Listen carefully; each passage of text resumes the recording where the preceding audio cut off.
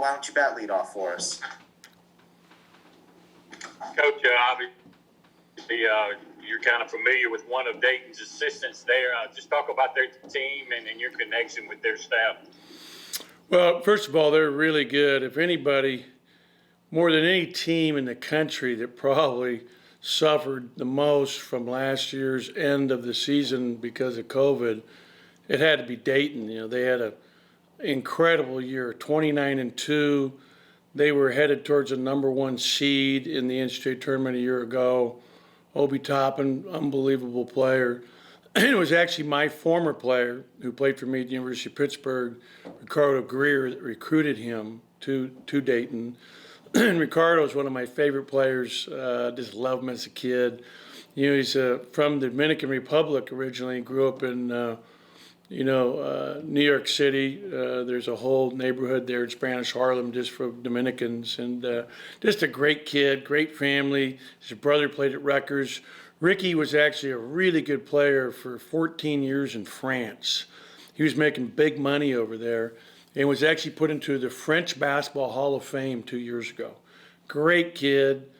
My second year at Pitt, we went to the Big East Championship game for the first time in the history of Pitt basketball in the Garden and lost to Boston College, and he led the way for us. And just really proud of him, and he'll be a great head coach someday. And, you know, obviously we know Anthony's an outstanding coach. Has done a great job throughout his career with Billy Donovan and as a head coach at VCU. I actually coached against him once when I was at UCLA in the tournament, and then never at Alabama. He was gone, and then we played him twice, Q's junior and senior year, and we're fortunate to win both those games. We won the game here at home in the last few seconds, and I know it was a tight game on the road that we ended up pulling out in front of 13,700, wherever that place holds. We'll go ahead and get it to Joel Coleman. Joel, go ahead. Ben, whenever you look at your roster and things, especially the guys that have been starting, we kind of know what you get, I guess, out of Iverson and DJ and Abdul and even Tolu to some extent. Cameron's, of course, that really young guy that's in there. I think he's only taken 14 shots this season, as I was looking at. Would you like to see him a little more involved offensively, or just, I guess, break down kind of what you've seen out of him so far and what you would like to see him do? Well, Cameron's one of our best defenders. He's a very good defensive player, and he was leading us in assists there for a while, on the year. So he's a very good passer. We can run offense through him. You know, he's continuing to grow and get better in terms of working on his shot. But his forte is defend, rebound, and pass and create for others, and he likes doing that. But we do want him to knock down a shot when he's open. Go ahead and send it over to Courtney from WCBI. Courtney, go ahead.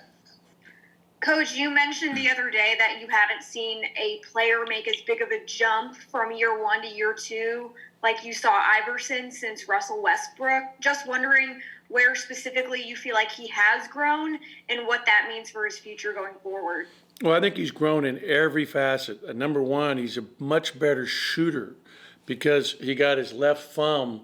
A year ago as a freshman, his left thumb would be involved in his release and it would put side spin on his ball. Now it's pure, perfect rotation because he has a perfect shot. So like every time he shoots and when he's open, it's going in. You know, it's an upset when it doesn't. So he's really improved his shot.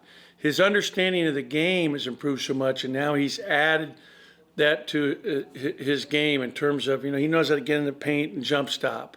He understands defense so much better. He's so much better defensively than he was a year ago, Courtney. It's night and day. He's just so much more confident. He's like he didn't block out a year ago on defense. Everything that he needed to improve on, he's carried to this year from the get-go, and has really done a tremendous job. Every facet of the game, he's better. He's a better passer. He's a better ball handler. I mean, he's better in every way. But I think the biggest thing is he's so confident. It's like, the way he's playing now is like he started every game last year. Let's go ahead and get it to Garrick. Garrick, go ahead and enable your video and get your question in. Well, apparently technology is not my friend today. But nevertheless, Ben Tolu getting a lot of attention from defenses in the post, getting double teamed sometimes. How do you think he's kind of handled that, and what do you kind of expect to see from him as he keeps getting doubled going forward? I mean, when you get double teamed, you pass out of it. I mean, we would love for him to get double teamed every time because that means somebody's open. And if he doesn't want to get double teamed, get catches in the paint. When they catch it in the paint, you can go right up with it. You know, one of the things he's got to do is get more paint touches when he can. But Tolu's doing great. He said career high both in points and rebounds in our last game. I mean, he's almost like a freshman. I think he played 9 minutes a game for Western Kentucky in his true freshman year. But that's, it's so different when you're playing 30 minutes a game now for him. And, he's playing defense on 4 men. So he's running around.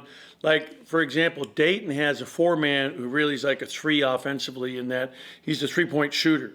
This kid is 4 for 6 from 3 on the year, but a great shooter. So he's going to be guarding a very tough guy to match up with against Dayton because he's guarding a guy who's really kind of the perfect example of a stretch 4. And he's doing a good job of it. He's getting better in every facet. He's got to get better still at understanding ball screen defense. That's where Abdul is so great, is he's so good in our ball screen defense, and we want every one of them to be as good as he is.